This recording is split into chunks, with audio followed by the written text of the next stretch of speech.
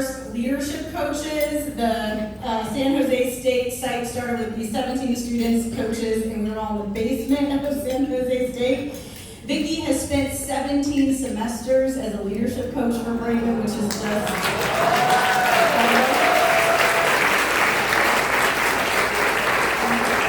And then next to Andrea is Dr. Elaine Collins. Please stand up.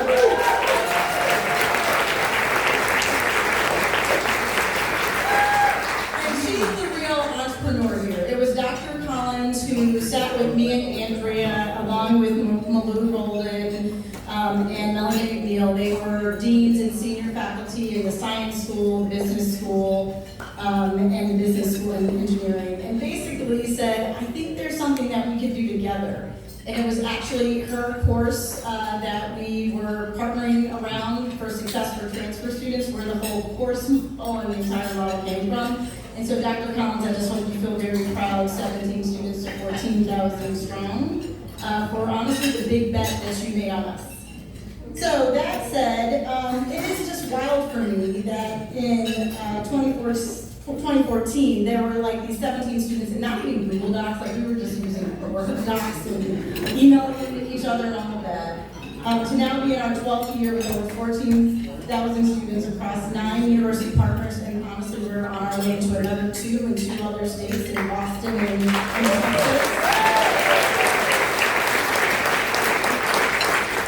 But it really started with the advocacy of those 3 women inside of higher education in this incredibly unique, important, and innovative university in San Jose State. Without a doubt, I often say as a woman from Chicago that I am never surprised that the innovation for Braven actually happened in the Bay Area and at this school. It is because San Jose State has long been a beacon of innovation, not only here in Silicon Valley, but honestly that innovation has spread across the country. And it was because they believed in us to begin with and then struggled with us for many years and now have really built something that has spread across the nation. And so I always hope that the provost in the room, Vin Del Casino, the president, Cynthia T.N.A. Matson, and all of the staff here at San Jose State that have gone through the roller coaster ride with us feel really proud. Please stand up. If you're on the staff, or the faculty at San Jose State.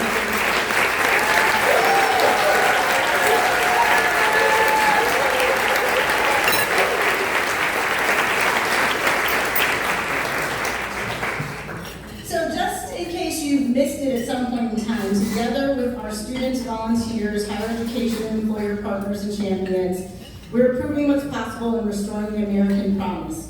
With 74% of Braven graduates nationally are out earning their parents at the same age in terms of their jobs and where they're landing in 5 semesters. So a very quick turnaround.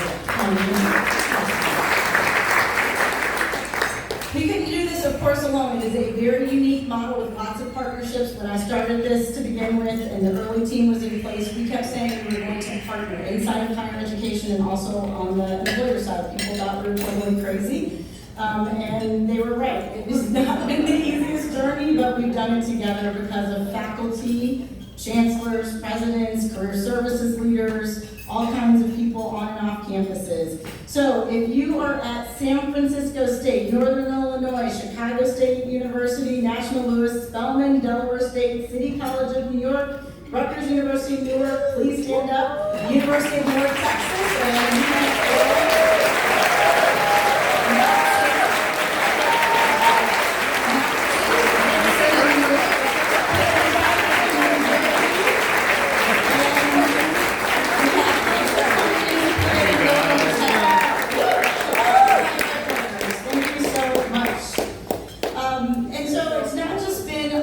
in terms of putting their shoulder behind the wheel for us, but it's also entrusting us with their students and believing that we can do something special together. We know that these are challenging moments for higher education. I feel like I spend a lot of my time actually deeply defending the bachelor's degree, because for myself and my older sister in particular, it was through the doors of college that we got to live the American dream, with our initial American dream being shattered with a mom who was left as a single mom when our dad passed away when I was 2 and she was 4, and because we live in this great country, she said to us, no matter what we're facing, you're going to be okay as long as you put your head down and go to college, and together that's what we're absolutely proving. We also have proven this alongside incredible, innovative employer partnerships. There are over 75 employer partners in the Braven network, and it is because of them that we've been able to have 15,000 volunteers to date in order to run the model. And so if you're one of our employer partners, please stand up.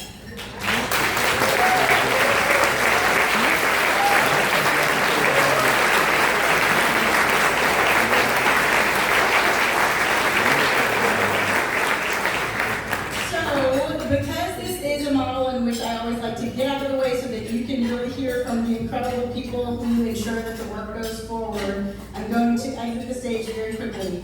But first I want to bring up the mayor of San Jose, Mahan.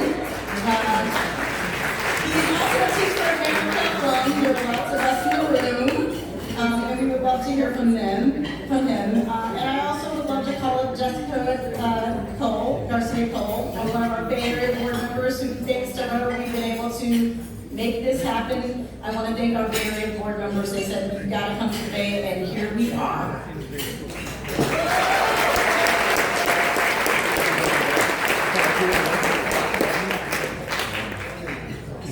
the wife of a politician, so when you give me a mic, I might not be that short, but I'm going to do my very best to keep this short. So first and foremost, I want to thank Amini for your leadership. I want to thank you and welcome you all tonight.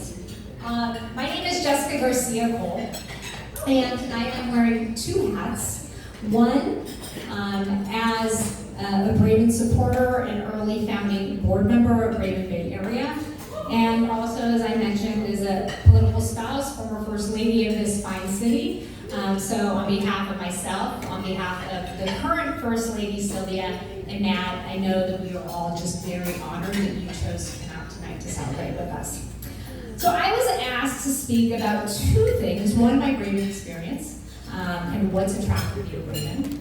And also, I get the pleasure of introducing our not-so-secret keynote speaker. Yes. So, I actually was a funder of Braven, believe it or not. I'm executive director of the Wesley Foundation. So we were funding Braven when Andrea came to me one day and asked if I would join the board. And it's really interesting that I did not think twice about saying yes to joining this board. And I'll tell you there are three reasons why that's the case. So basically I already had this shared ethos with Braven that talent is everywhere, but opportunity is not. So that resonated. Secondly, I was coming into this realization for the first time that education alone is not the answer to economic mobility. Our students need access to high quality jobs, right? And that's exactly what Braven is working toward. But clearly, they resonated with me on that front.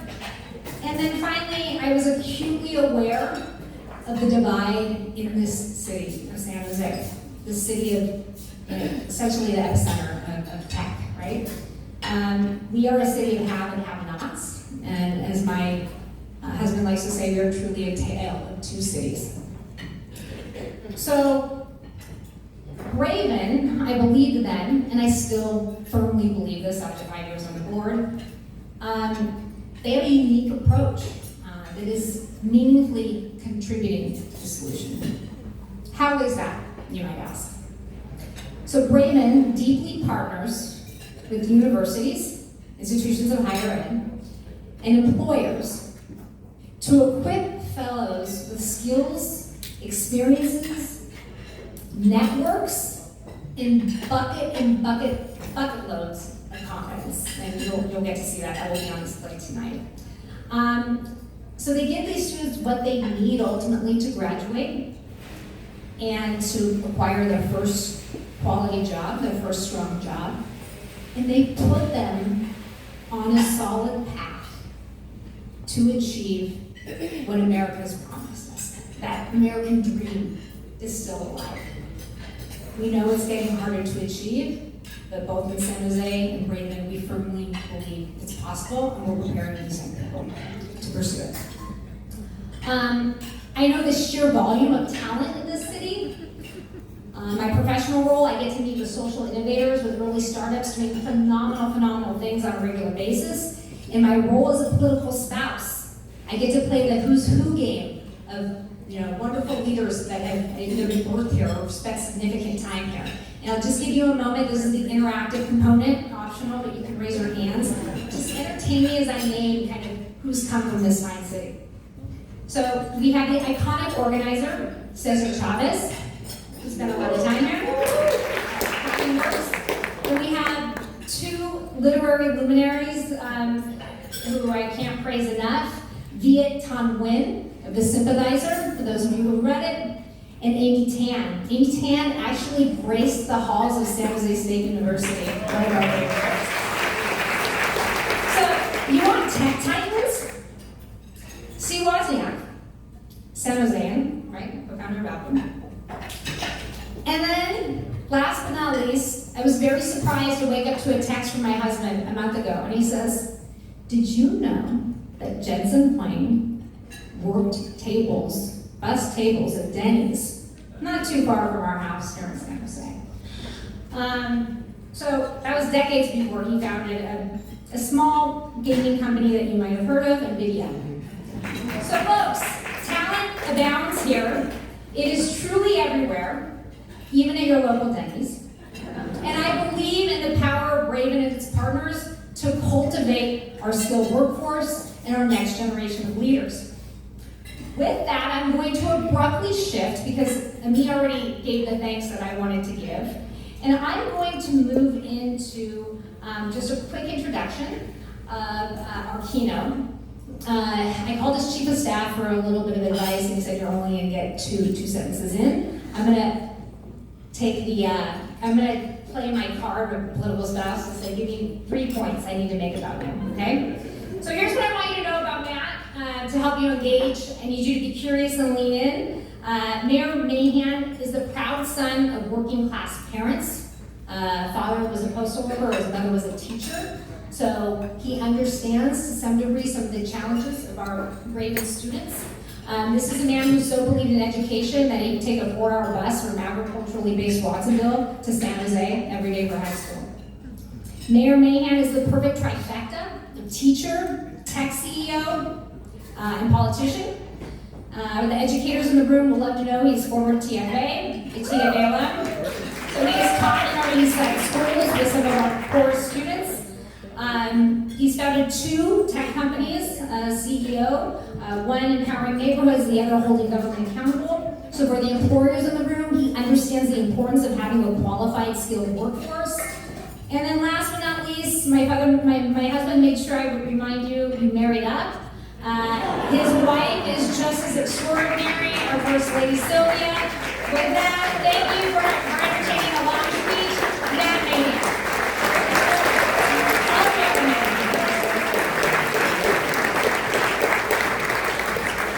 Thank you, Jess. I still don't know why we didn't make Jess mayor.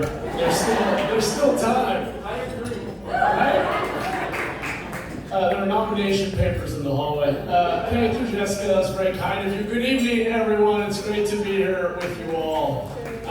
This is really an incredible room. I'm inspired by the work that you were supporting at Braven. I have to return the thanks and just highlight that we're very lucky to have people like Jessica and her husband Sam, who I think you all know, our Congress member and former mayor, who together have done so much to create pathways to opportunity, particularly centered on education. From Jessica's work at the Wesley Foundation, obviously serving on the board of Braven, they helped create the first Cristo Rey School here in the South Bay. Sylvia is now president and CEO of Cristo Rey. Sylvia, my amazing wife, definitely my better half. A school that is rooted in the premise that as important as formal education is, it's also about access and networks and getting the opportunity of real world experience, a really powerful model.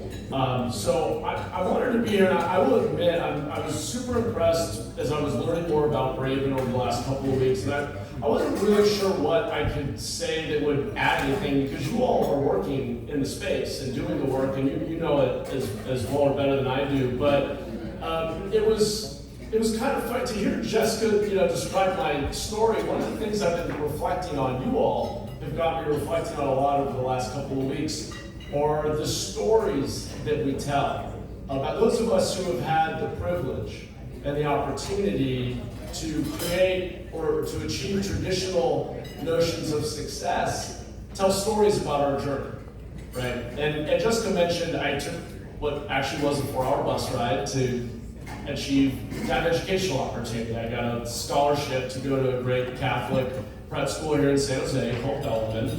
I was coming from Watsonville, a little farming town where, frankly, I didn't see a lot of opportunity. So I took this bus and had a scholarship and got to go to a great college and was able to get into tech, and I sort of tell this whole story. So years later, I was asked to go to a fundraiser in somebody's beautiful backyard to share my story, to raise money for scholarships for other kids other young men who want to go to Bellevue, right, this high school. So, which was great. So I tell the story, and I gave the same old story, right? The biographical arc. We've probably all done this, at least all of us who got along in our career. You've told your story a million times, and there's, you hit the 5 or 6 highlights, and it all seems so linear and perfect and simple. And I would guess your story, probably like mine, has some comment on the power of education. I always say, and I really mean it, education changed my life. It opened doors that I did not know existed growing up in a little farming town with a lot of crime, with a high unemployment rate, and where there weren't a lot of career pathways. So I tell this story at this fundraiser of my journey, and this guy comes up to me, and nothing against old, white, wealthy, conservative guys, but that was the profile. He comes up to me, and that's great, and he says, "I'm so inspired by our story. You achieved the American dream. I wish more people could hear your story, because if they just knew, if they worked hard and studied hard, they'd achieve the American dream." And it really stopped me in my tracks, because I realized I had screwed up my story. It turns out it is not just about following that very cookie-cutter simple path of show up for class, listen to the teacher, do your homework, get the A, and go to the next step, and everything's going to work out just fine. And Braven, and I should have started by thanking Ami for the vision and for founding this incredible organization and the work that she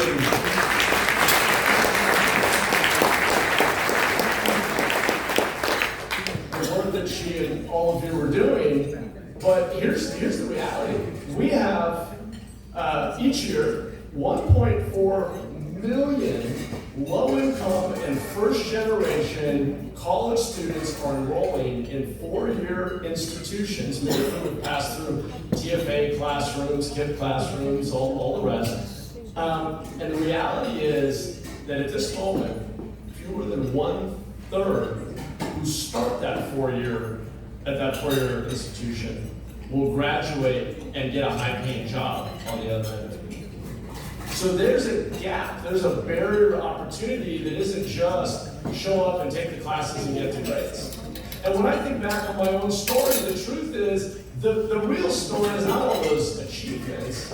It's, when I was doing my science fair project, my mom, my scrappy, ambitious for her kids mom, found that science professor at UC Santa Cruz and pestered him and got me 15 minutes with him to ask him some questions, which I found very inspiring, and then I did a great science project.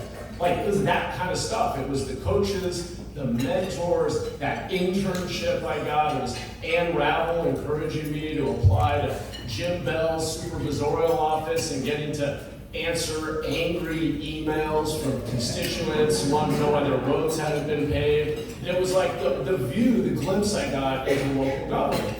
It was that. It wasn't just showing up and doing the homework, as important as that is. So I guess what I really want to say is that it's Braven and the awareness and work and the network, the partnership, the cross-functional movement you all are building between employers and academia and the funders in the room who are figuring out how to identify very precisely the actual support people need to break through those barriers to opportunity that are very real. Because most of the kids I grew up with in Watsonville didn't have the same opportunity that I did, even though we lived next door to one another. And most of the kids I taught at Eastside San Jose didn't either. Many of them had parents working 2 or 3 jobs and did not know the language or have much formal education themselves. And so it's really through the mentorship, the training, all the stuff you're doing around that formal education that's going to help people break through and actually have a real shot at the American dream. So formal education is necessary, but in so many cases we know it's insufficient. So I just want to thank you all for what you're doing. I believe in Braven. This model is inspiring. It's powerful. The data shows it's working. So thank you. Let's keep scaling it. I do need to close on a call to action, like any good event like this, which is that we have an opportunity to do a lot more and to impact many more young people in our community. So just on the stats quickly, last year, San Jose State and San Francisco State, partnering with 36 employer partners, mobilized nearly 500 volunteers, I'm sure many of you in this room tonight, who logged just over 10,000 hours with Braven students. So I want to challenge you all. You've had a big impact. But I want to challenge you all through your networks in this room and the power and privilege and resources you have. Can we get more employers and double that number of volunteers next year to help twice as many Braven students and students?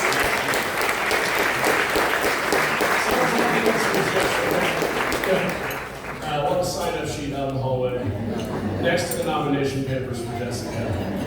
So again, thank you for the transformative work you're doing. You're not just helping young people in our community, you're helping our entire community be a place where everyone can thrive and we can all rise together. Thank you so much.